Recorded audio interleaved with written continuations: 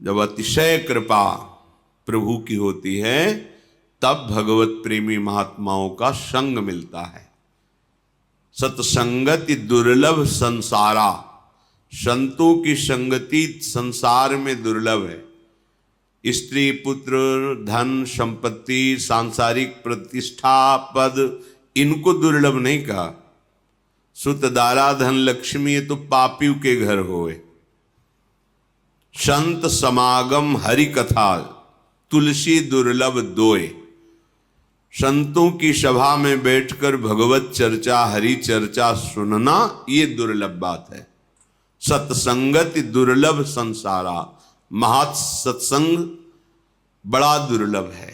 जो प्रभु के चरणों के सिवा अन्य कोई चिंतन नहीं, अन्य कोई चाह नहीं, अन्य कोई वार्ता नहीं, अन्य कोई संबंध नहीं, उसे महत् पुरुष कहते हैं।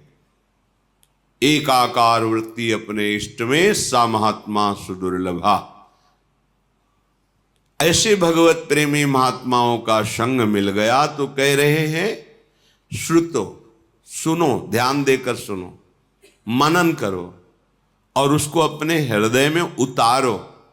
हृदय में मन बुद्धि चित्त अहंकार को जैसी आज्ञा हो रही वैसे ही चलाओ। मन बुद्धि चित्त अहंकार के अनुसार मत चलो। क्यों? विदन्नपि स्वार्थ विधाति सर्वम हा धिंग ना वृंदावनाश्रयामि। तुम वृंदावन में आए हो, प्रिया प्रीतम का कृपा प्रसाद मिला है, संतों का संग मिला है, तो जो सुन रहे हो उसे बहुत कीमती बात मानकर सुनो। इससे कीमती कोई बात नहीं है।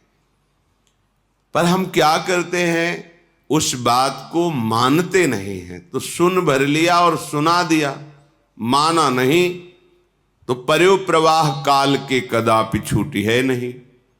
काल प्रवाह से केवल सुनो और सुना लेने से नहीं, उसका मनन करके आचरण में उतारने से होता है।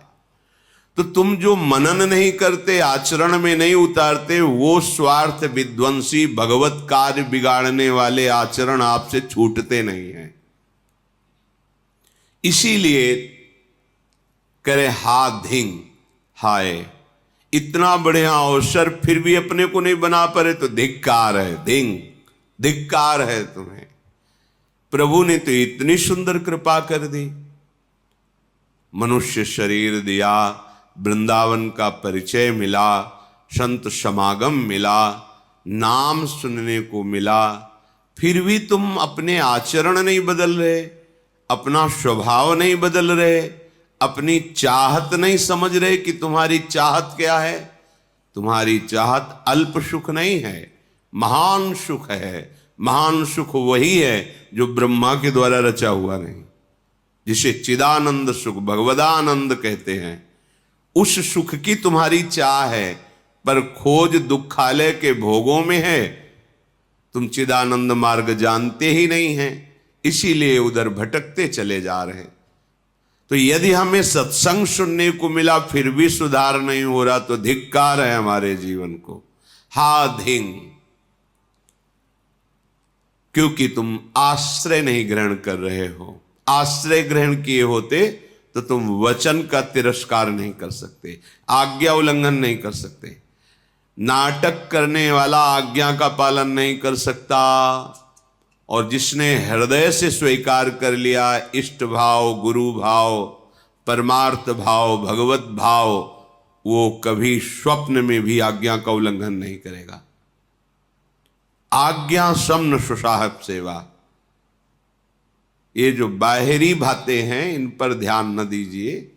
जिससे तुम्हारा काम बनना है वो तो तुम बिगाड़ने वाला काम कर रहे हो। कह रहे स्वार्थ विधाति सर्वम, जो तुम्हारा सर्वनाश कर दे वो कार्य तुम बड़ी खुशी से कर रहे हो, और जो तुम्हारा सर्व मंगल कर दे वो बातें सुन के मनन करके आचरण में नहीं उतार रहे तो हाय धिक्कार है तुम्हें, जो तुम धाम नाम रूप लीला का आश्रय नहीं ले रहे हो। ये तो हुई प्रेम की बात। अब कह रहे हैं यदि तुम्हें प्रेम नहीं चाहिए तो इतना तो समझ लो कि तुम्हारा कल्याण हो जाए। प्रेम और कल्याण में अंतर है।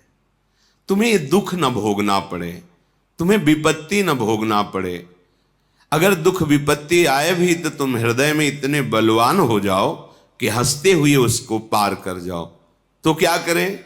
बोले सकृदपि यदि दृष्टा हंत वृंदाटवी त्वं, सकृदपि यदि राधा कृष्ण नामाभ्यधाई, सकृदपि यदि भक्त्या सन्नतस्त्वत्प्रपन्नो,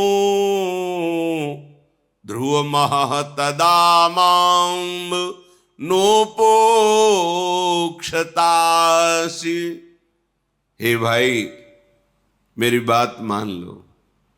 यदि तुम एक बार वृंदावन आ गए हो, सकृदपि माने होता एक बार, यदि दृष्टा वृंदावन में आके दर्शन किए, एक बार वृंदावन में आकर के दर्शन कर गए,